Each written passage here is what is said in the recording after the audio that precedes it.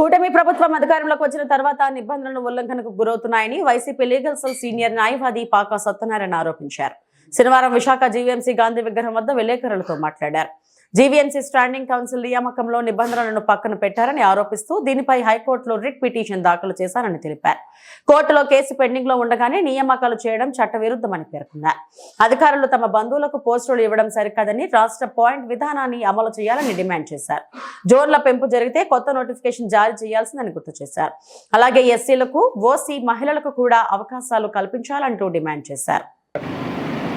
నా పేరు పాకా సత్యనారాయణ, సీనియర్ న్యాయవాది, విశాఖపట్నం.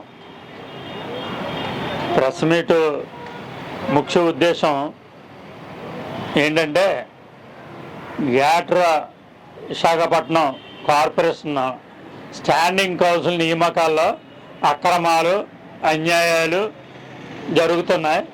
దీని మీద నేను గత 5-6 నెలల నుంచి పోరాడుతూనే ఉన్నాను.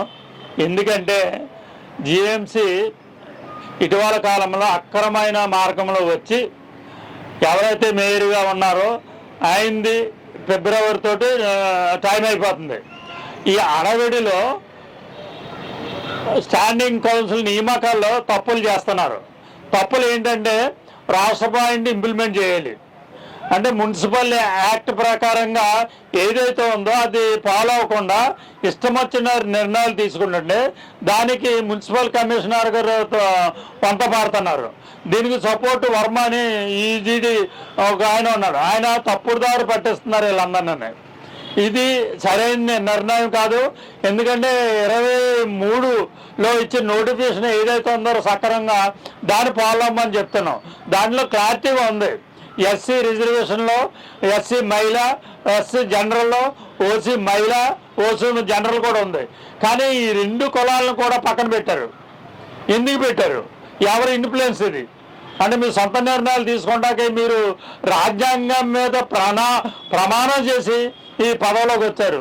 మరి ఐఏఎస్ అయ్యండి, మీకు అన్ని యాక్ట్లు తెలుసుండి మీరు ఎలా తప్పు చేస్తారో, మీరు ఎలాగా మేరీ గారు చేసే నిర్ణయాలను మీరు గనక సమర్థించినట్లయితే హైకోర్టులో కంటెంప్ట్ కోర్టుగా మూవ్ చేసి మిమ్మల్ని కోర్టు బోన్లో ఎక్కించడం తప్పదని కమిషనర్ గారికి హెచ్చరించడం జరుగుతుంది. ఎట్టి పరిస్థితుల్లో ఈ కొత్త నోటిఫికేషన్ ఇవ్వాలని, ఎందుకంటే 8 జోన్ల నుండి 10 జోన్లు చేశారు. 10 జోన్లకు కూడా అధికారులు నియమించారు, 10 జోన్లకు కూడా కార్యాలయాలు నియమించారు. అలాంటప్పుడు 8 జోన్లకి మీరు ఎలాగా ఎమ్మెల్సీలు నియమిస్తారు? స్టాండింగ్ కౌన్సిల్ని ఎందుకు ఎలాగ నియమిస్తారు? ఏ బేస్ మీద నియమిస్తారు?